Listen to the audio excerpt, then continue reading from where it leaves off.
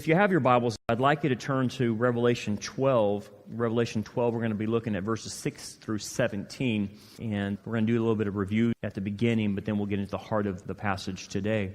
And the title of today's message is Our Place of Refuge. As you know, the Bible speaks of God being our place of refuge, but what a lot of people don't understand is when you say that, it means that you have to be in the designated area of where that refuge is at, that He has designated. So we understand that God is our refuge, and He's our fortress, and He's our protector, but you have to be in the place where the protection is available.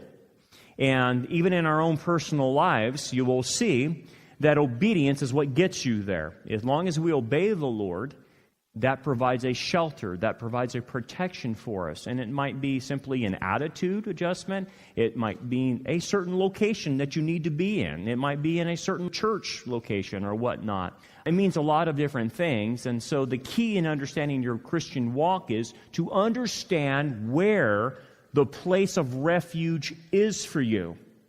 Now, what I mean by place of refuge, as you'll see in relation to Israel today, it's not a place where there's no bumps in the road. It just means that there's less issues there, and it's less troublesome. You will have tribulation in this life, but part of our reason we want to walk the path that God has laid out before us is that path has less trouble on it. There's trouble on it, but there's less trouble. When we decide to walk our own path, we go unprotected, and life gets complicated. It gets very difficult. It becomes a burden sometimes because we're off the path. And so part of understanding what we're going to learn from Israel today is what we're going to apply to ourselves. Where is the place of refuge that God has established for you? What is it? Where is it? Is it an attitude? Is it a belief? What is it? And so you'll see that in the text as we learn from Israel today from the future. Let's do a little review, and we'll talk about understanding what Israel is going through. What we covered last week is a couple things, and this started the chapter and says, Now a great sign appeared in heaven, a woman clothed with the sun and the moon under her feet, and her head a garland of 12 stars. Then being with child, she cried out in labor and in pain to give birth. What this is a picture of is recapturing Israel's history. The woman with the sun and the moon and the stars is a representation of Israel. It refers to Joseph's dream back in the Old Testament. And her being in labor as she's about to give birth to the Messiah. It is the Jewish people who gave us our Messiah, right? So that's what it's referring to. So the whole topic in chapter 12 is about Israel. Israel is the hot button. That's why when you see the prophecy video that we just looked at, we're all focusing in on what's going on with Israel, with Syria and Russia and Iran and that whole Middle Eastern region. Why that's important? Because the whole issue is about Israel. It's a spiritual issue that we have to come to grips with. Let's go back to the text real quick. And another sign appeared in heaven, and behold, the great fiery red dragon, obviously that's Satan, having 7 heads, 10 horns. That's the final form of the Roman government that will be headed up under the Antichrist, and 7 diadems on his head. So it's giving you a picture of Satan, but also he is saying that he's in control of the final world government, which will be the Roman government that's still in existence today. The Roman government's broken in 2 branches. The western side of Western Europe and the eastern side of Eastern Europe are the 2 legs of Daniel's metallic man in Daniel chapter 2. Again, I don't want to belabor these points because I dealt with this in the previous sermon. But the Roman government is still with us. It would be with us all the way to the end until Messiah destroys it. Nonetheless, that's the final form of the Antichrist beast government. That's why it looked like a beast to John. He said it has the head of a leopard, mouth of a lion, and had different parts of the previous empires attached to it. So John just says it's a beast. Well, it's the Antichrist final, what we call one world government.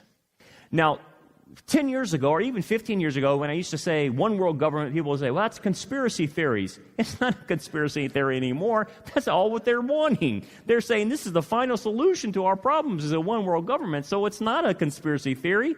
It's exactly what they're saying is happening. But it is predicted in the Bible as this is what will occur towards the end, a formation of a one world government. Okay, let's go back a little bit to the text.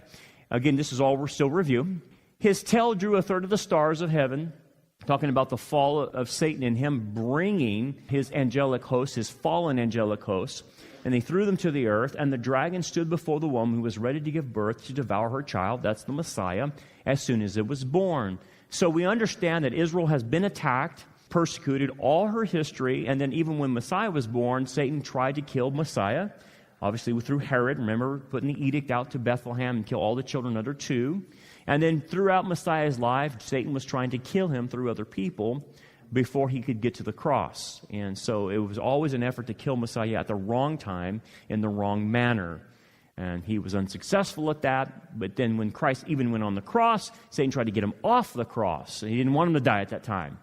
So what it ended up happening, obviously with the cross, and again, this is review, the cross not only bought our redemption, paid God back for our sin debt, it did much more than that.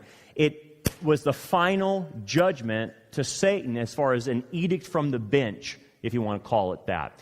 The gavel had been thrown down, sentenced to the lake of fire, basically, and that sentence will be carried out. So Satan is dead man walking, so to speak. He is still loose and able to do his activities, and the final judgment for him hasn't come to fruition, but it will in the future. And so he tried to prevent that and devour a child as soon as it was born. Okay, so it's recounting a lot of this history. Let's continue on. She bore a male child who was to rule all nations with a rod of iron. That's the rod of iron rule of Jesus when he comes back at the second coming.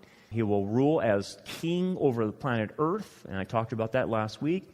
And her child was caught up to God and his throne. So it's talking about because his mission was successful, he ascended back and is now at the right hand of the Father, awaiting to come get us. And then eventually after that, he will come back after 7 years of a tribulation and establish his throne on earth, in David's throne, in Jerusalem, on Mount Zion, right there in Israel. That's why it's the hotbed, and that's why Satan does not want that to happen. Okay, so you got a lot of players here. You got Messiah, you got Israel, and you got Satan. And I talked about last week, this is why Satan has hated Israel from the very outset, because the issue with Satan is he tried to wipe out Israel so that the Messiah wouldn't come. And he got real close to doing it, by the way. But God preserved Israel. And now we're looking at the second coming, and Israel's still in the mix. Why? The second coming is predicated on Israel's acceptance of Messiah. He said, "You shall not see me again until you learn to say, 'Blessed is he who comes in the name of the Lord.'" He told Israel that. Well, that will happen in the future. Israel will come to faith in Jesus Christ, and then Jesus will come to rescue them. Okay, it's a rescue mission. Satan knows this. This is why there has been a satanic attack, especially, not only just the last 2,000 years, but since they became a nation again in 1948 and continuing on till today. Anti-Semitism has ramped up. It not only was in the Holocaust, but you're going to see a second Holocaust with the Antichrist that's predicted here in the text. And it gets really bad. And this is why a lot of the Jews are leaving Europe, because it's become so anti-Semitic because of the Muslims.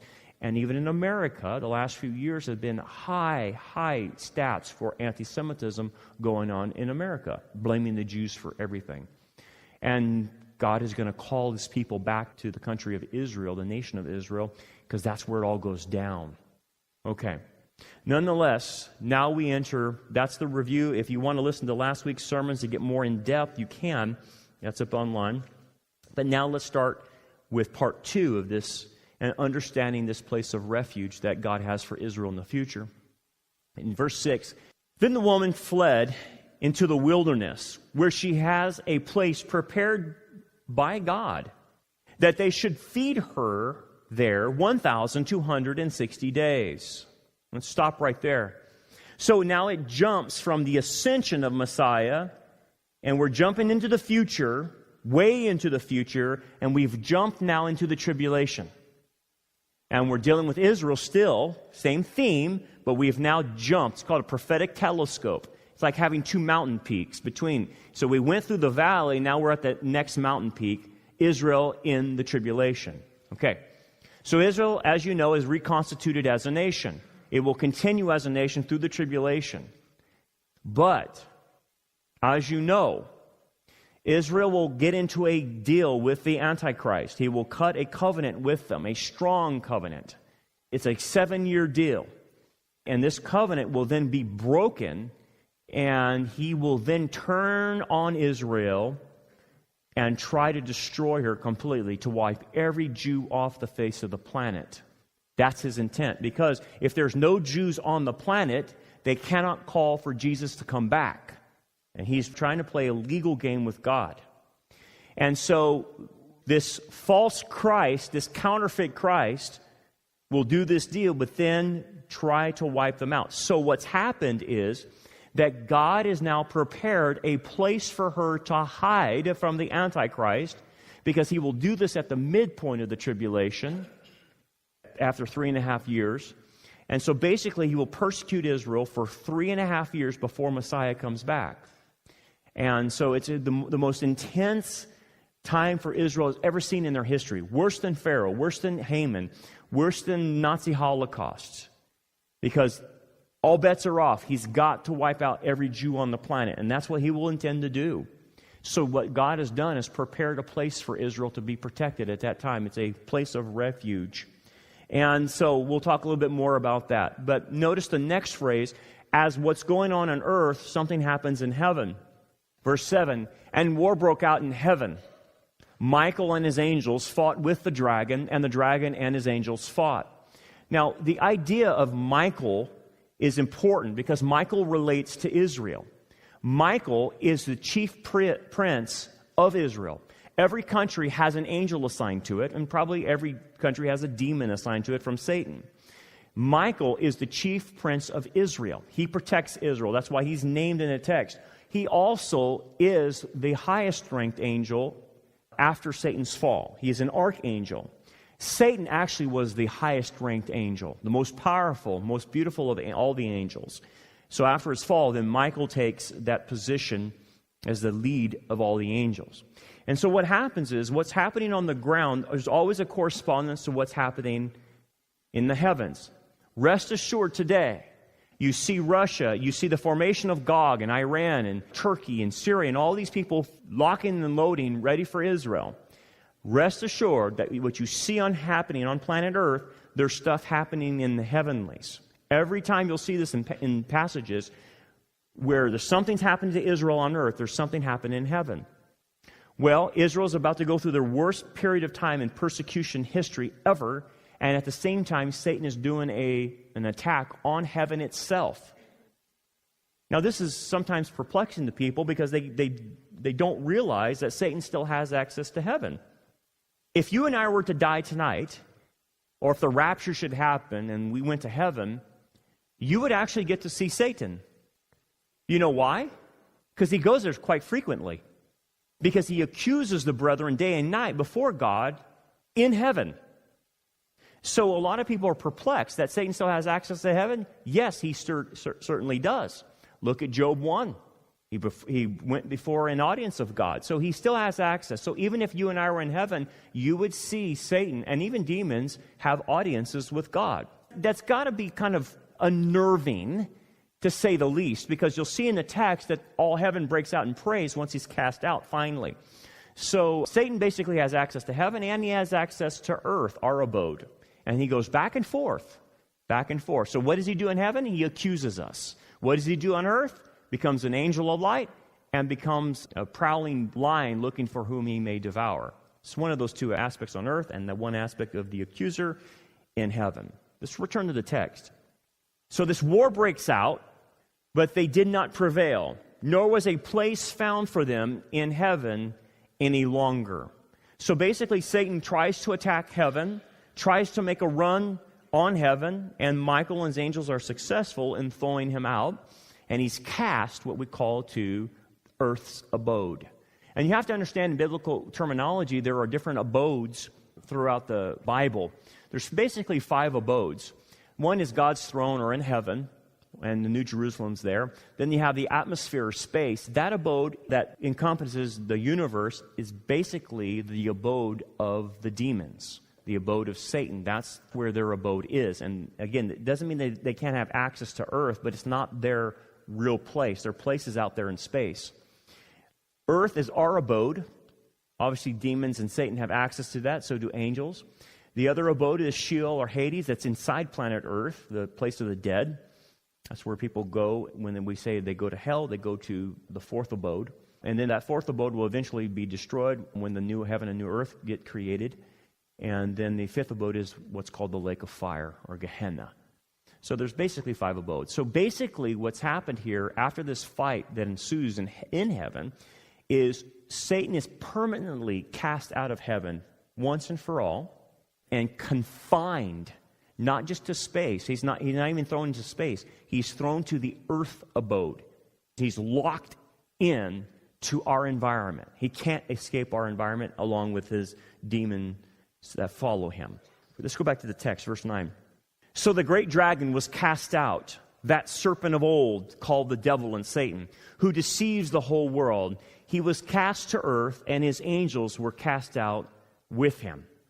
So he's finally expelled. He's not going to have an audience with God ever again. This is it. Other than him being judged, he is completely cast to our abode. But that becomes a problem for the earth dwellers. Now, look at the scene in heaven. In verse 10, it says, Then I heard a loud voice saying in heaven, Now salvation and strength and the kingdom of our God and the power of his Christ have come. Basically, the idea, it's already a done deal. Watching Satan get thrown out, it's a done deal. Notice what it calls him. For the accuser of our brethren, what was he doing in heaven? Who accused them before our God day and night has been cast down. So you want to know what he is saying before God? He's accusing who? The world? Pagans? Hindus? Muslims? Mormons? Catholics? Jehovah's Witnesses? Who is he accusing before God? Believers. Look, in the demonic world, they know who's legit and who isn't. They know who are the fake Christians and who are the real Christians. They don't care about the fake Christians. They don't care about the fake pastors. They already got them wrapped around their finger. It's the believers that he's attacking. It's the believers that he's accusing. Here's a point of application before we move on. What could he possibly be accusing us of before God? Our salvation? What is he accusing us of? He's accusing us of our lack of discipleship.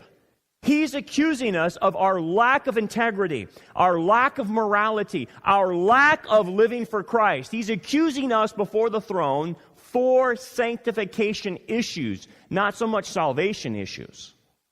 Because every believer that gets themselves into sin becomes an accusation. Every believer that doesn't do what they're supposed to be doing receives an accusation in heaven. How would you and I like to understand and be a fly on the wall in God's court and Satan's sitting there accusing you and me personally before God the Father? That would really upset me. That I had given Satan anything, any ammo to take before God the Father. That should bother everyone that hears that. He's using everything against us. And what is he saying? You should punish them. You should discipline them. They're not confessing it. They're not asking forgiveness. Do something about it. I call on you, the judge of the earth, to do something to them. That's why it's extremely important that Christians confess and ask for forgiveness. Because if you confess your sins, he will do what to you? He will cleanse you of all unrighteousness, because the blood of Christ is constantly cleansing us in our sanctification. But the minute you go unconfessed, it becomes an issue in heaven. When you pretend that what you're doing is no big deal, when you pretend that this sin is not that bad, when you pretend that you're living basically a double life. You have one set of life here, and then you have your church life. And it's completely diametrically opposed. Don't think for a moment he's not taking that and saying, that Christian's living a double life. You need to do something about him. How long does it happen? What does it say in the text? Day and night. Over and over again until that Christian gets the issue resolved. Or God has to discipline that Christian. And will God do that? Absolutely. He will discipline. That should terrify every believer to know that's going on in heaven That freaks me out, that I would give any ammo to Satan to accuse me. That scares me. But that's what the real deal is.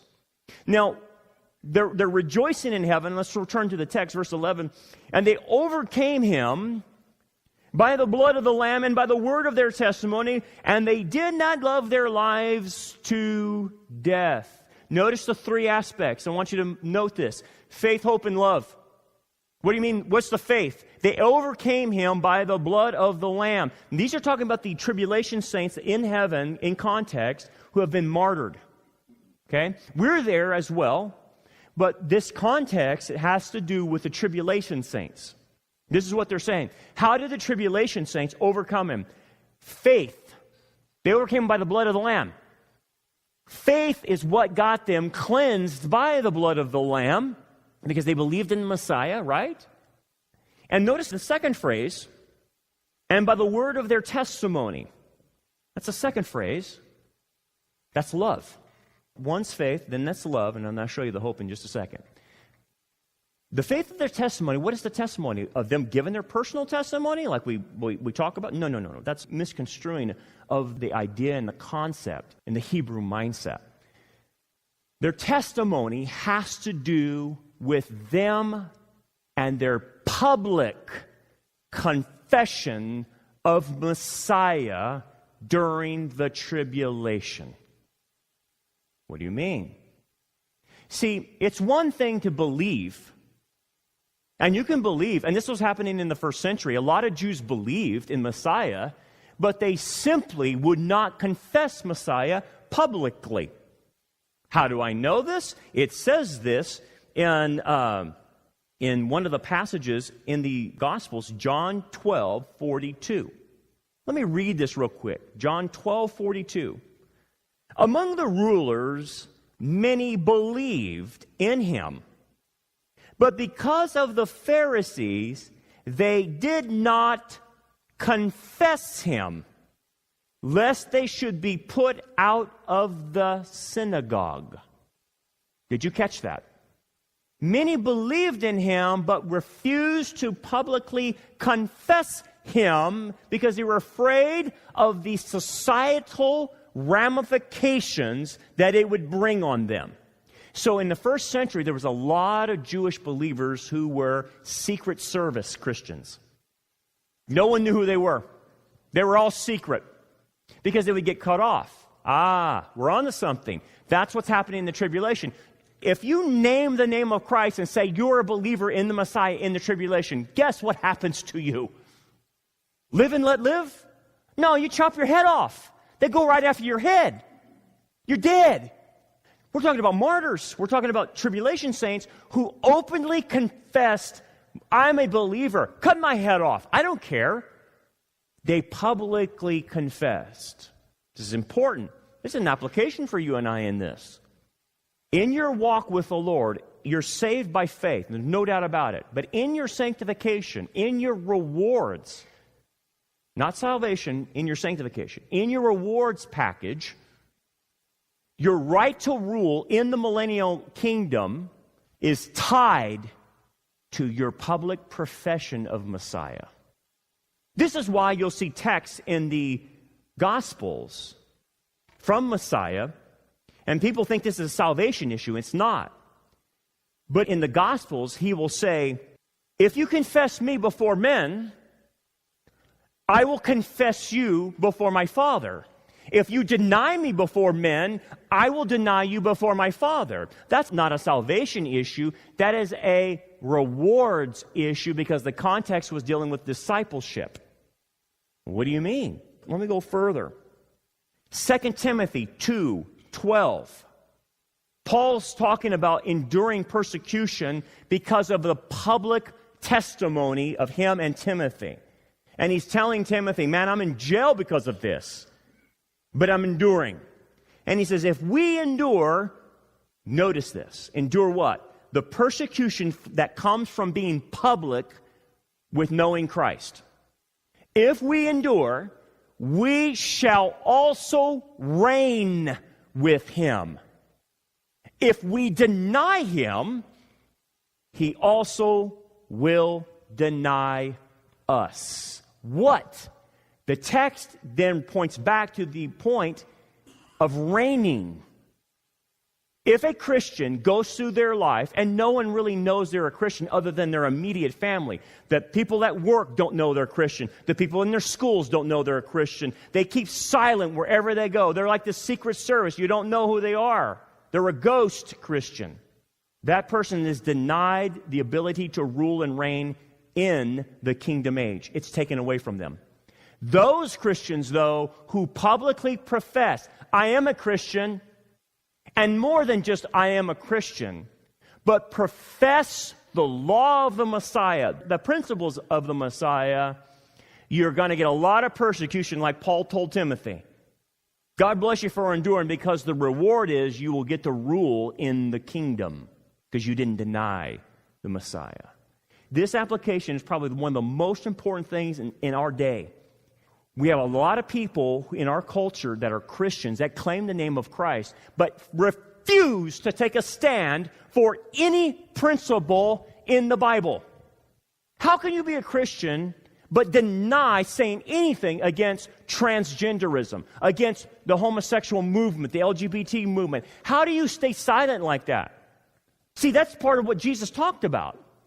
You're denying him when you don't talk about these issues. See, the new trend in church is, well, we just don't want to talk about those issues.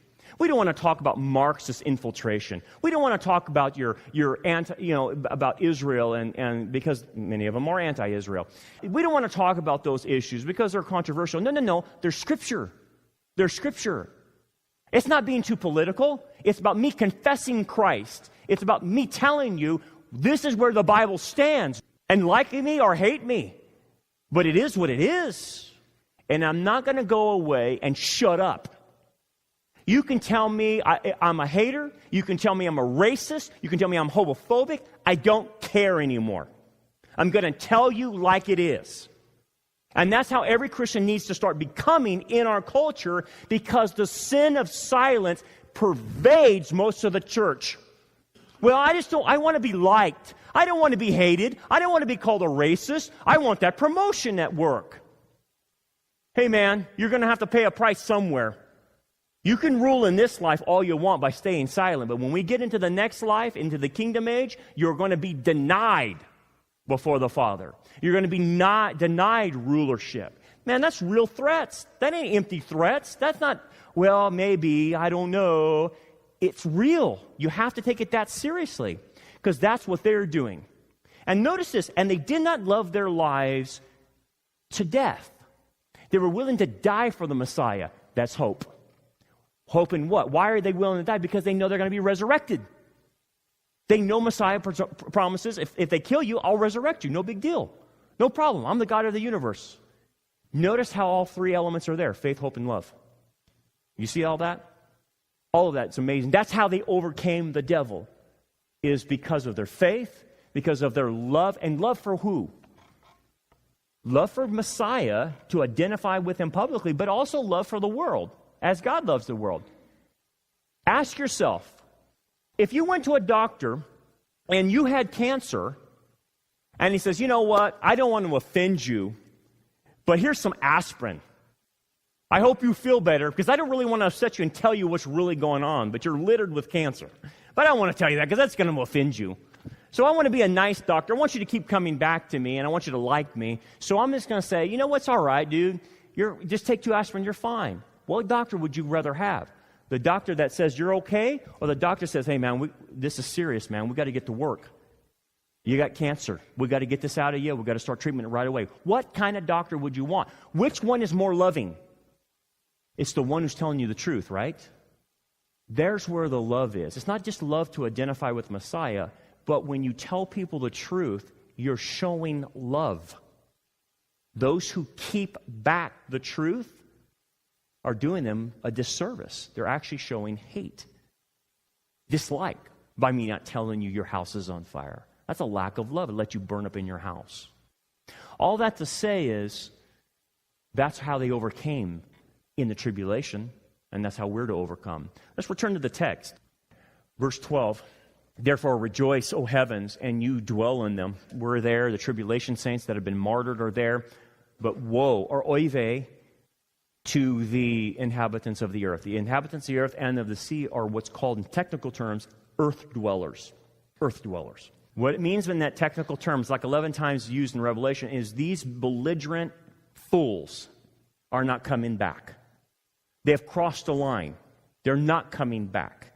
And because of that, God's going to send them a strong delusion so they believe the lie of Satan, believe the lie of the Antichrist, that he is God. But nonetheless, the woe is because what's getting ready to happen. For the devil has come down to you. He's locked into this abode, having great wrath, because he knows he has a short time. You know how much time he knows he has? 3.5 years. He's got 3.5 years to get it all done. 3.5 years to wipe out every Jew on the planet. And he thinks he's going to be successful at it. But God has something else planned for him. Concurrently, that's going on in this is a lot of things. Concurrently, just let me take a step back.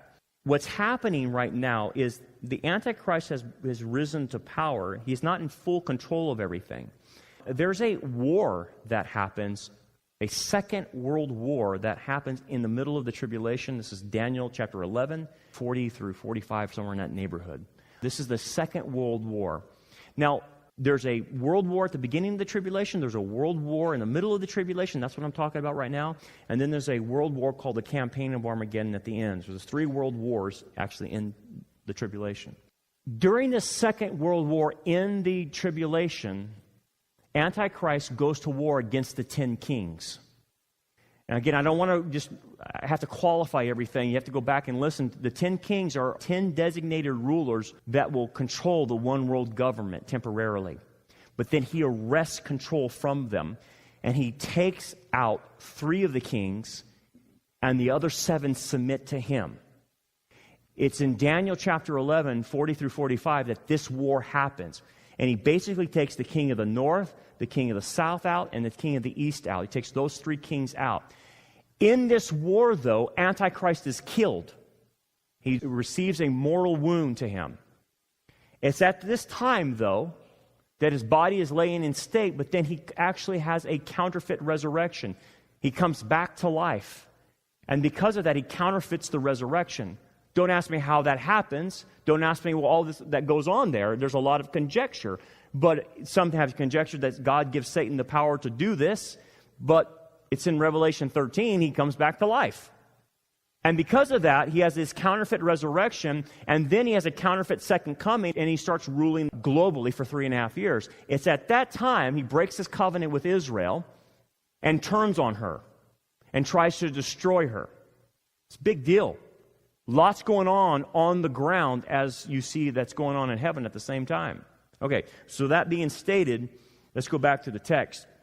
Now, when the dragon saw he had been cast to earth, he persecuted the woman who gave birth to the male child. So there's where the persecution's coming at the 3.5 year mark of the tribulation.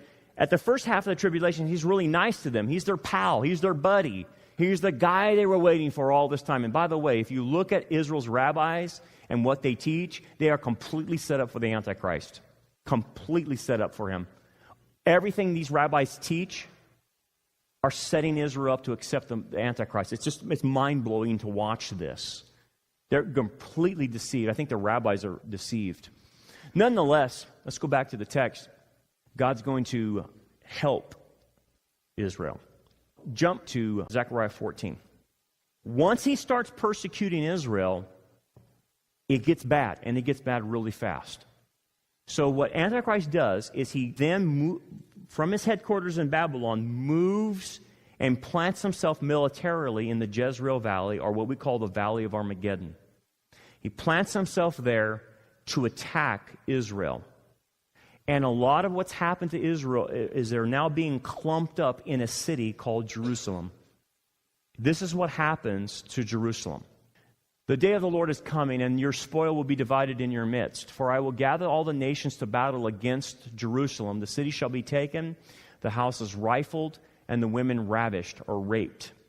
Half of the city shall go into captivity, but the remnant of the people shall not be cut off from the city. Let's just leave that up there. Do you notice what's happening?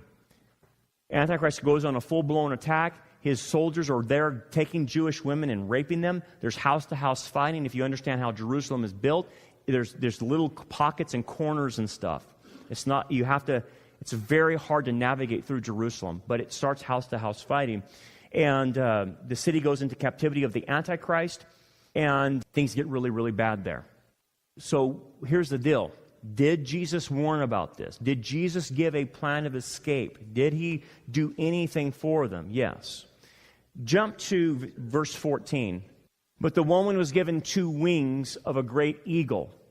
Now, to understand the wings of an eagle, the tinfoil brigade that's on the YouTube and the internet, and the Area 51 people, don't listen to them on the YouTube. They're crazy, especially when they start delving themselves into prophecy, because they simply don't understand it.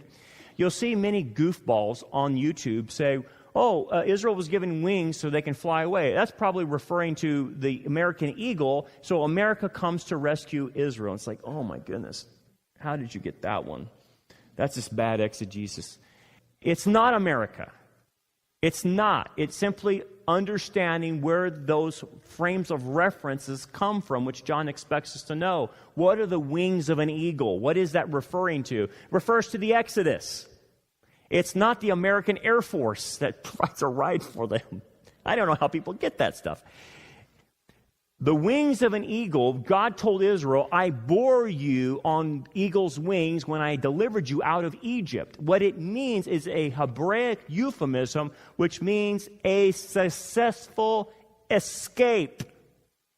So God is saying, I'm going to give Israel a successful escape from the Antichrist, because I've provided a place of refuge there that will support her for 1,260 days or 3.5 years. So that she might what? Can she do? That she might fly into the wilderness, there's a clue, wilderness, to her place. What place? She's got to get out of Jerusalem. You've got to get out of Dodge.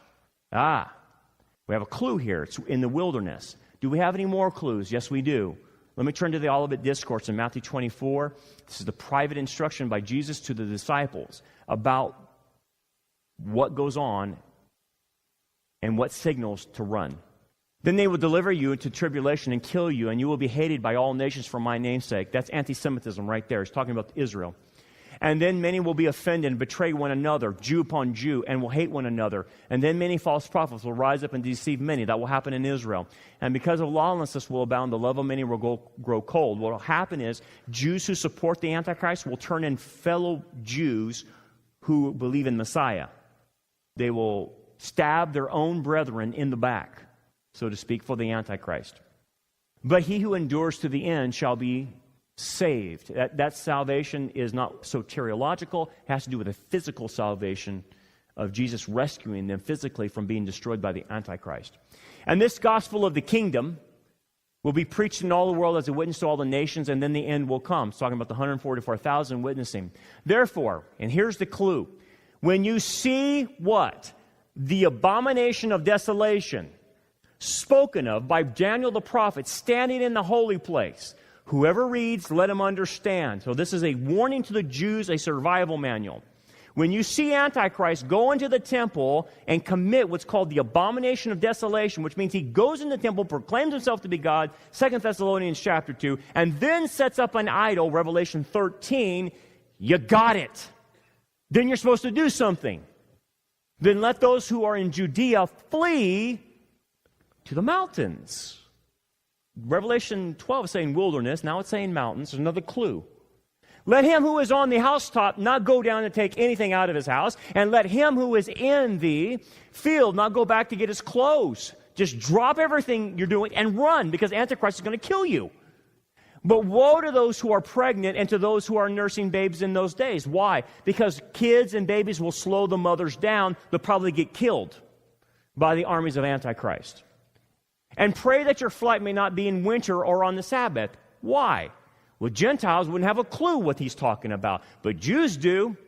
Do you know what happens in Israel today on the Sabbath or in the wintertime? Let me explain this. On the Sabbath, nothing works. Everything is shut down. We saw this in the Yom Kippur War in 1973. If Israel is on the Sabbath, they have no public transportation. There's no cabs. There's nothing to get out of Dodge from. He says, pray that doesn't happen on the Sabbath because you won't have any transportation. You'll have to be running to this location. And he says, pray that it doesn't happen in the wintertime. Well, again, us Gentiles in America, we don't understand what that means. But in the Jews' world, they do. And it's still the same way today. In Israel, they don't build bridges over rivers like we do. They build the roads right in the river. Because you know why? They have a rainy season and a dry season. During the rainy season, they just let the roads just wash out from the water going through the wadis and the rivers. But then by the end of April, they're all dried up and you can drive back in those roads again. They don't build bridges. So he says don't go in the wintertime because the wintertime is the rainy season in Israel. You're not going to get your car across the rivers and the wadis. So pray that doesn't happen. That's totally Israeli-centric. That's totally dealing with Israel, as you can see. For then there shall be great tribulation, such as not been since the beginning of the world until that time, nor ever shall be. Unless those days were shortened, no flesh would be saved. The idea is no Jew would make it out alive physically. Not soteriologically of eternal life. He's talking about physical life. But for the elect's sake, those days will be shortened. Who's the elect? What the Calvinists say who the elect are? No. Anytime you see the word elect, it refers to the nation of Israel. Israel is the elect nation.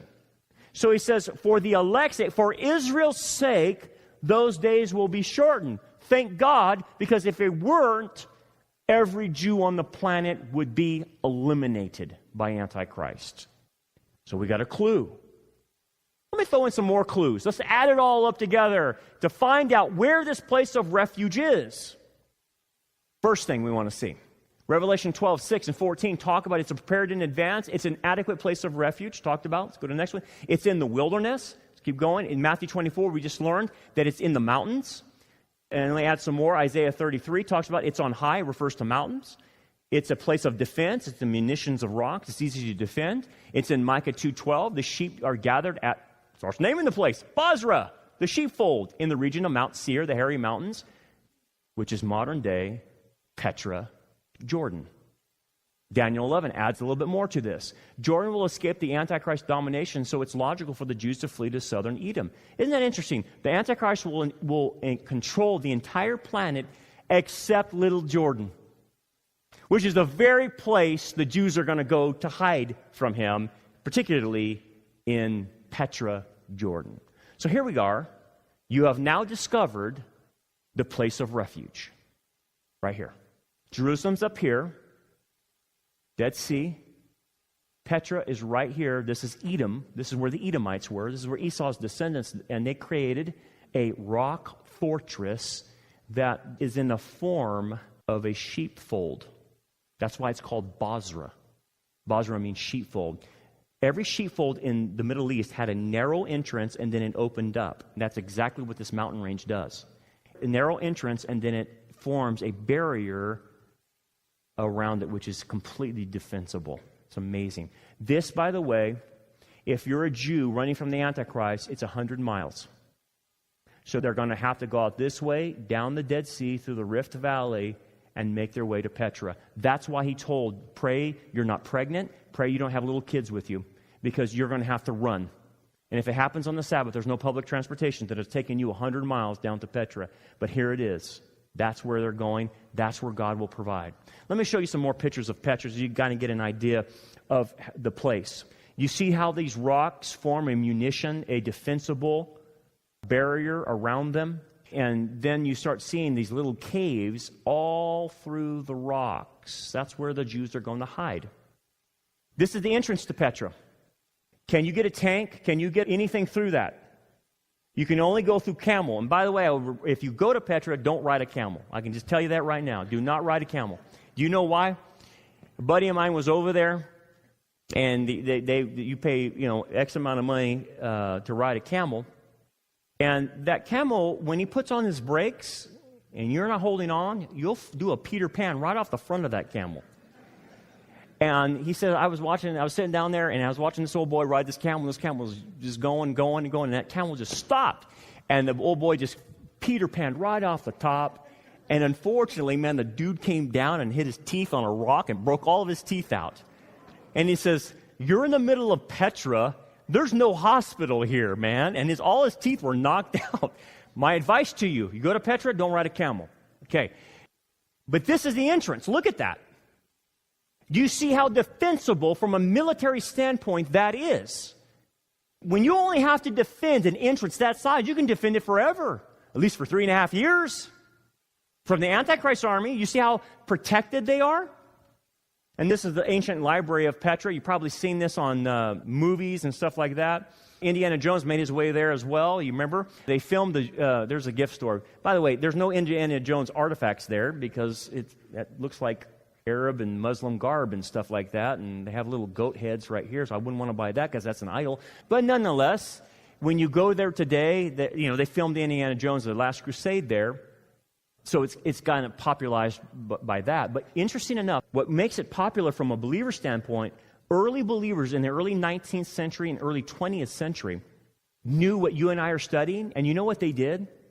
They buried New Testaments all over Petra, because they knew the Jews would get there running from the Antichrist, and they wanted to make sure that they gave them the New Testament. So apparently there's New Testaments buried all through these caves in Petra, and perhaps God will help them to find those when they get there as they run from the Antichrist. But anyway, nonetheless, let's keep rolling through this, Sam.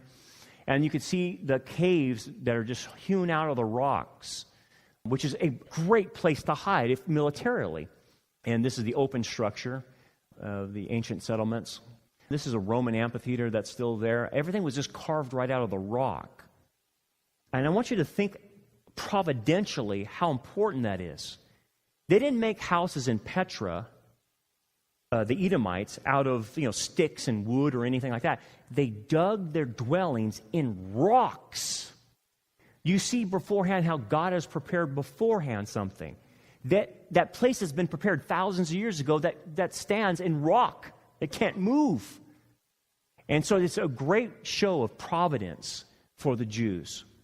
Okay, what's my point about all of this? Go back to the text.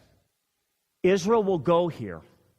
And notice what God will do for her. It's one thing to be led out into the desert, but will He provide for them? Where she is nourished for a time and times and half a time from the presence of the serpent, Satan. She's nourished for 3.5 years there. God's going to protect her. God's going to take care of her. So the serpent spewed out of his mouth like a flood after the woman, that he might cause her to be carried away by the flood. Let me explain a few things here. This idea of the serpent spewed water out of his mouth and it's like a flood, that's Hebraic language for military invasion. It's a military invasion. Antichrist is on a military invasion. He attacks Jerusalem, and then he goes down into Petra as he follows them to attack them and try to destroy them at this place. And that's why they use the Hebraic way is the flood came to take them. But notice this.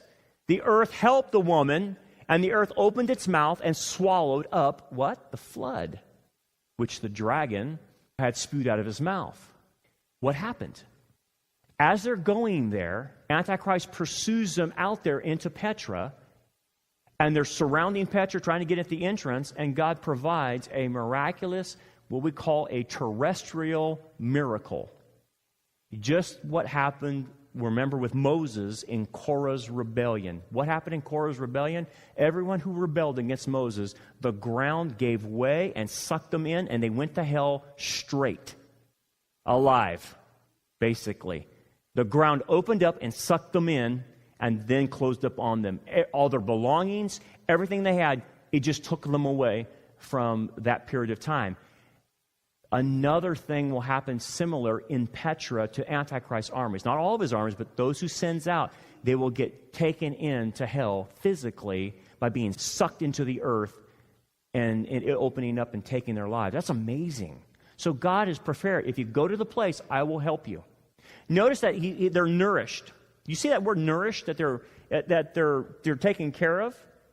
How will He take care of it? Well, I don't have time to unpack this, but if you look at Isaiah 41, 17 through 20, Isaiah 65, 8 through 16, what you find out is that God provides food and water, just as He did with the Exodus generation. There's nothing out there. So will water come out of rocks again? Yes. Will manna fall? It's a good idea it will. Here's the problem with what I have sometimes. When I read text like that he's going to provide like perhaps manna and stuff again, the first thought comes into my mind, and I shouldn't think this way, is it gluten-free? That's how my life is now. I'm always, is that gluten-free? Is that gluten-free? And I'm thinking, would I do that? The Lord's breaking bread and doing the miraculous miracle and multiplying fish and loaves? I would first say, I don't know if I can eat this. Is this gluten-free? How stupid I am. That's my first filter. Is this gluten-free? I'm sure it would be. If it's manna, I'm sure it wouldn't hurt me. Nonetheless, but can you imagine that God's going to reestablish Israel and provide the water and manna again? Yeah, it might happen again. He says, I'm going to do it for them. Verse 15, so the serpent spewed out water of his mouth after a flood. They might cause it. Okay, we got that. But the earth helped the woman, and the earth opened its mouth and swallowed up the flood which the dragon had spewed out of his mouth. And the dragon was enraged with the woman because he can't get to her, and he went to make war with the rest of her offspring who keep the commandments of God and have the testimony of Jesus Christ. Okay, well, wait a second. There's a key point in this. Wait a second. I thought the remnant of Israel runs to Petra. How come he goes to make war with the rest of her offspring? Well, what offspring? I thought everyone went to Petra. Ah, you're on to something. Not all listened to Messiah and took off. Remember what he said, when you see the abomination of desolation, get out of Dodge. I need you to move. Some did, and some don't. But the indication here is that we're dealing with believers who keep the commandments of God and have the testimony of Jesus Christ. Some believers thought they were smarter than Jesus and said, you know what? I'm just going to stay up there in Jerusalem. I know it's getting bad, but I don't want to run to Petra. I don't trust that a place of refuge has been out there. I'm going to stay right here in Jerusalem. It's a problem. It's a lack of faith. And it's believers, they're believers, Jewish believers, but they're lacking the faith that God has provided refuge. I'm going to come back to that because that is the application we're going to get at. I don't know what excuse they gave. I know it's 100 miles. And sometimes in the application of this, the place of refuge is difficult to get to. Because you know what it requires? Obedience. You just got to do it. You got to hump up and just do it. And just lace your boots up, tie your boots on, and get after it, and go to the place of refuge, whatever that place of refuge is. Sometimes it's a physical location. Sometimes it's just getting your act straight. That's all. Or getting an attitude figured out. But whatever that place of refuge, God's saying, I'm going to protect you here. I'm not going to protect you anywhere else. I'm going to protect you here. Right here. If you don't go, you don't get protected. Because while they're camped out in Jerusalem and refuse to go to Petra, guess what's happening to them? Guess what the men are experiencing right now? They're watching themselves be fired at upon by the Antichrist armies, perhaps dying. They're watching their women get raped, and they don't have any provision of food and water there. So they're going to have to probably try to survive for 3.5 years under that kind of condition, versus if they would have removed themselves and went to Petra, just like Jesus said, and stayed there. God's providing manna, He's providing water, and by the way, there is no military threat. He's protecting them. You see the difference? It is the key to the application in this. Now, if you're on my Wednesday night class and you go there, you already know the application of this, but this bears repeating. These are two sets of believers. One is obeying and being protected. The other one is a believer, but is unprotected, because they simply won't obey. So you and I looking at both situations, which one would I choose? Well, I definitely want to go with the Petra people, man. That's where all the protection's at. Okay, but you're going to have to run 100 miles on foot. It's going to be hot, maybe. And it's going to be difficult to get there. But once you're there, great. Push through it. The ones in Jerusalem saying, I don't know about that. 100 miles, I'm just going to camp out right here. I'm good. No, you're not going to be good, because they're going to rape your women. They're going to sell half of you into slavery if you stay there. Short term, it seems like the right solution. Short term. But at the end, you're going to pay dearly for this. And there's no food and water there, by the way. Which group do you want to be? The hard road that leads to reward, or the shortcut that leads to pain? I don't know about you, but my life and your life probably is already difficult as it is. I don't need any more junk on me. It's already difficult as it is. But lack of obedience causes more junk to happen to you, causes more pain, causes more grief. And that's what we're seeing with these two groups. The key in all of this is obedience. Jesus is simply saying, my commands are not hard to understand. When you see the abomination of desolation, get out of Dodge. Just do it. Go to the wilderness and use all the clues to get to Petra. That simple? Yeah, just do it. Just do it. I promise you. Why don't we do it? Simple things like that. Because our stubborn hearts, our pride says, I know better. I see the situation around me. It's not going to get bad. Antichrist is not going to come and rape my wife. Yeah, there's no way. He was a nice guy. You're believing what you see in front of you. And that sometimes is not reality. You have to believe in the Word. Notice, both groups are facing a problem. All Christians are facing problems. But it's how you and I deal with those problems that creates whether my life is going to be easier or harder. And I could complicate my life. Doesn't mean they're not saved. He will actually come back, and you'll see this, and rescue both groups. But guess which group gets rescued first? You got it. Petra gets rescued first. They're the priority. Because why? Obedience. Now, he'll make his way up to Jerusalem, and then he'll rescue the second group. But it's after he takes care of the priority. So when you look in the Proverbs, this is why it says, trust in the Lord with all your heart. Lean not on your own understanding. In all your ways acknowledge him, and he shall direct your path. You know what that means in the Hebrew? If you trust in what he says, I'll make your life easier than the trouble you're having. I'll clear the path. It won't be so troublesome. You won't stumble. I'll clear the path for you. I'll make a way of refuge for you.